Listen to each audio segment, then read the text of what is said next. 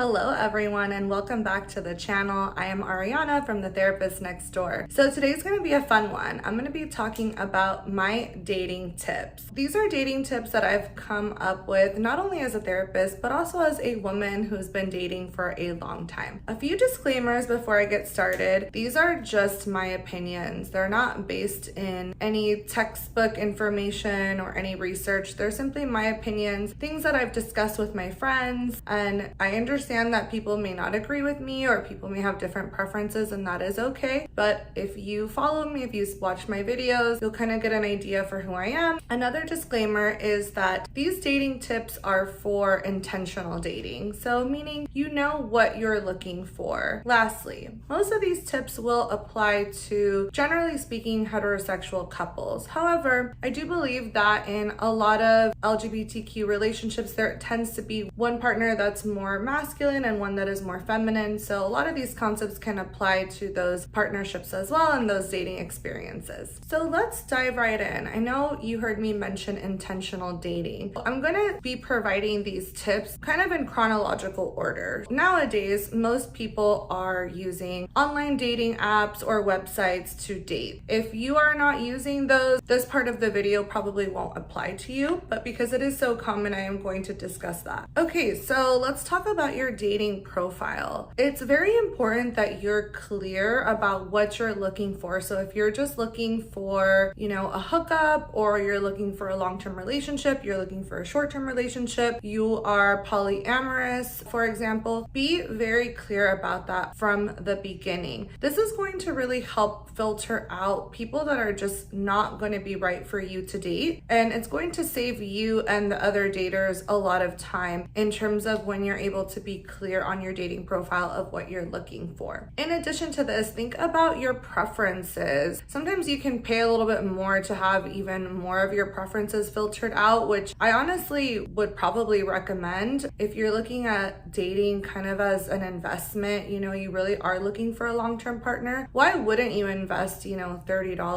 or $60? It seems like a pretty small investment to get a little bit closer and narrow down the pool of daters that are probably going to be more right for you in the long run. In general, use the filters, whether you're using the free versions or you want to upgrade. Think about geographical distance. Are you really willing to drive more than 30 miles? If you are, great, but a lot of people really aren't. So it's important that they're clear about that in their preferences on their profile. Present a real version of yourself. For a lot of my ladies out there, we are overusing filters. We are using angles that are not accurate to what we actually look like or what our body types are. Please don't do this. There's so many reasons why. First and foremost, you are beautiful just as you are. There are so many different tastes, so many different flavors out there. There are people that are attracted to somebody just like you. But when you present an altered or unrealistic version of yourself, you're actually going to potentially cause pain to yourself, because when you meet up with somebody who then feels disappointed because they're getting a different version of you than who they thought you were, you might experience rejection. It might be an uncomfortable situation for you. It really helps if you can just be real. And same thing with men, if you have a little bit of a belly or you're balding or whatever it is, just present the real version of yourself, because I think you'd rather end up dating somebody who accepts you for who you are than trying to put a version of something that you're not and then having to deal with that awkward situation in person. So take time and invest in your profile. Take time to write your bio or answer those silly questions. I know it might seem annoying, but as a woman, when I go through dating profiles, if I see an empty profile, that's immediately a swipe left or a red flag for me and for most of my female friends that I've discussed this with. Why? Because typically what that speaks to is somebody who's maybe just kind of looking to see what's out there. Maybe they're not really sure they even want to go on a date, but they just want to swipe. They're wanting validation, or again, they're just wanting to see what's out there. That's somebody that didn't really take time or is maybe not taking dating as seriously, and so that is a red flag. My advice is take time, invest in creating your profile, and alternately consider empty or bare bones profiles red flags, especially if you're looking to date intentionally. Just the takeaway here is, as with anything, if you want real results, you're going to have to invest, you're going to have to take time, energy to put into making your profile. So just do it. It'll be worth it in the end. Okay, so now we're gonna move on to actual planning of the date. So let's say that you have matched with somebody, you've connected with them a little bit, maybe over messaging. I'm gonna just kind of stop right here and say what I've noticed for me is that a lot of men will ask for my number. And so then what happens typically is that they just want to send text messages. I don't necessarily recommend that. If you feel comfortable giving your number or you like to text a lot before a date, then by all means do that. For me, that's a little bit of a waste of time because what a lot of times happens is that you spend a lot of time texting with this person and then they never even end up asking you out on a date. To me, that's a waste of time as an intentional dater. Texting should really be for planning the date,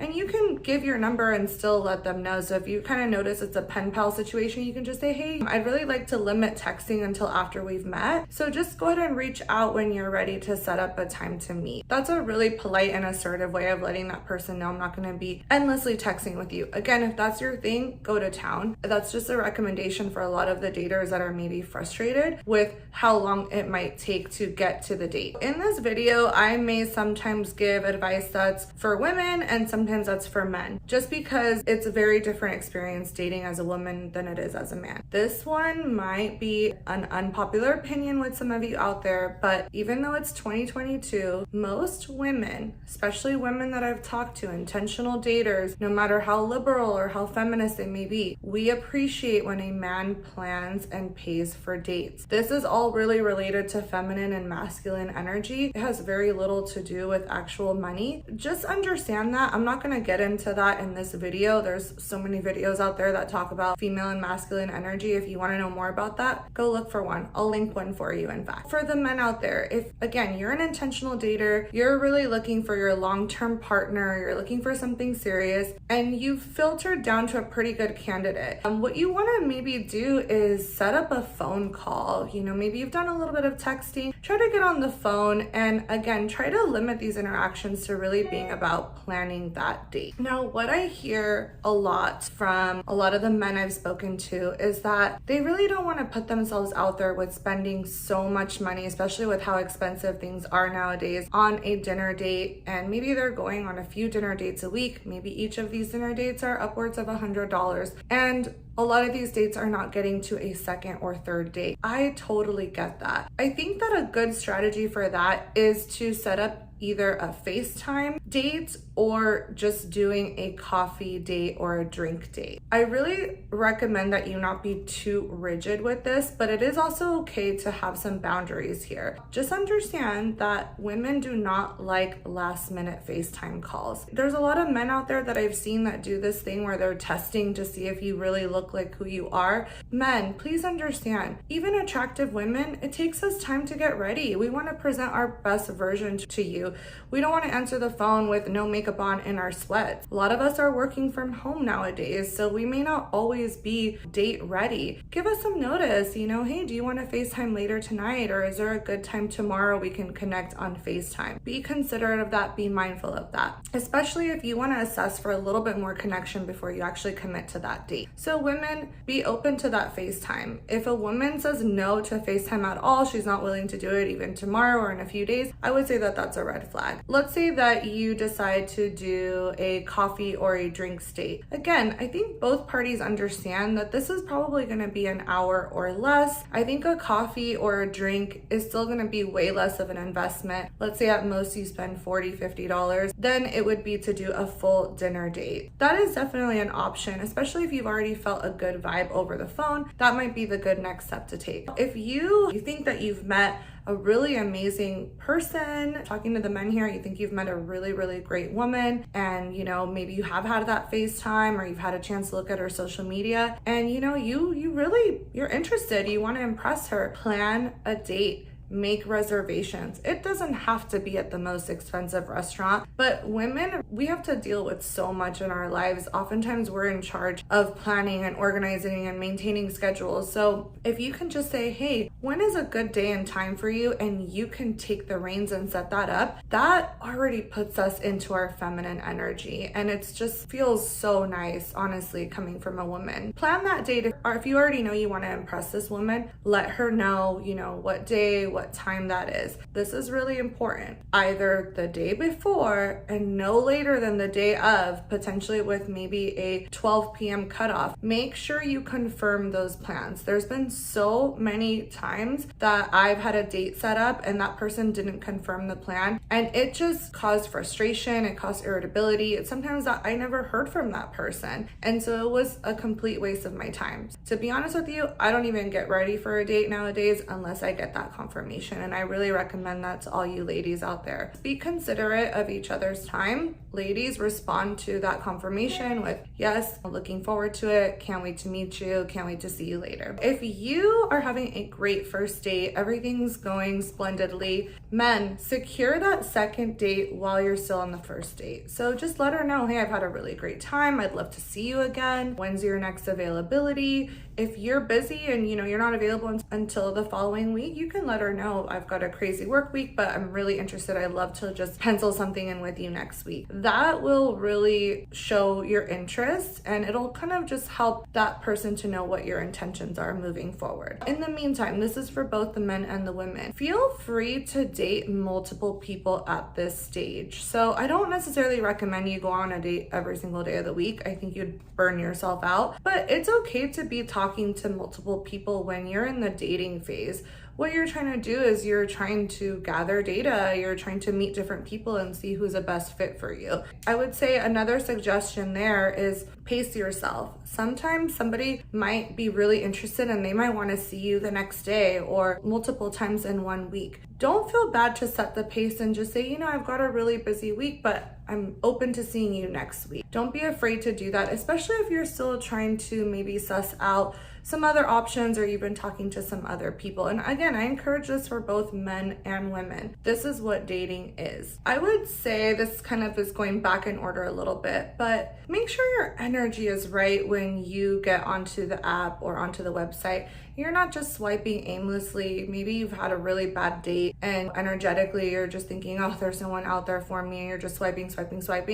That's not a good place to be energetically. So be mindful with your boundaries, with how much time you spend on these apps. It can become kind of addicting. Maybe set some boundaries like, hey, I'm gonna swipe for 10 minutes. Again, making sure that you're in a good headspace for that you're feeling positive, that you're feeling hopeful. If you're not, it's probably best to just take a step back and maybe just do some self-care or spend some time with family and friends. It's totally okay to take breaks from dating apps too. Here's another one. Have fun. Go on dates that are fun. Maybe it's already something you wanted to do. Maybe it's an art exhibit or a coffee place or a restaurant, something that you've already been wanting to do in your mind. Plan that date. Obviously, making sure that it's something that your date wants to do too, but dating should be fun. Men, this is probably for, I would say, 99% of the women out there. We don't like hiking dates as first, second, or even third dates. Again, we want to be putting our best foot forward. I am a regular hiker. I consider myself pretty athletic. I still don't want to be huffing and puffing in front of you. When I go hiking, I like to go no makeup, listen to my music. That's what I like to do. I'm not saying every woman is like me, but think about what's gonna make your date comfortable. And again, remember, as women, we wanna put our best foot forward. We wanna put on a cute outfit. We wanna maybe put some makeup on for you if you're more of a girly girl and that's your thing. So some ways to impress your date would be kind of asking about their preferences, maybe even being willing to drive to them. Again, I would say gender-wise, I would recommend men that you offer to drive closer to your dates, especially for the first date. I would say second, third date, totally okay to meet halfway or even plan a date that's closer to you if we're talking about maybe longer distances like 20 or 30 miles or more. Now, when you're on your second date, be yourself, but be mindful that you're not dominating the conversation. Be mindful that you are asking questions, but that you're also answering questions. So there should be that natural volley that's happening between the two of you where you've asked the person about themselves and you've been able to speak a little bit about yourself as well. Showing appreciation, compliments can also go a really long way, especially if this is somebody that you're interested in. Let's say that you went on the first date and it's not a match. I think at this point, you keep it short without being rude, and just be cautious not to say, okay, I'm gonna give you a call or I'll see you again soon. Just thank that person for their time. If this person pushes you into answering how you feel about them, be honest. Just say, hey, I think you're a great person. It was nice getting to know you. I don't feel that there's a romantic match here, but I wish you all the best. And I think that if we can practice being honest, yeah, it might seem like that's painful or that's like ouch to the other person, but it just sets them free so they can move on to somebody who is going to be interested in them. Be careful with people's hearts, but also don't lie and be honest, because it's really going to save you and the other people that you're going to encounter a lot of time, and it'll probably save you some heartache too. So don't ghost. Just let people know if you're interested or not interested if those conversations come up. These are my dating tips for when you are swiping and leading into the first and second dates. I'm gonna have another video on dates 3 and on, so stay tuned for that. Hopefully this was helpful. Let me know what you think in the comments. I'm really excited to see what you guys think about all this, and I will see you guys soon. Authentically yours, Ariana.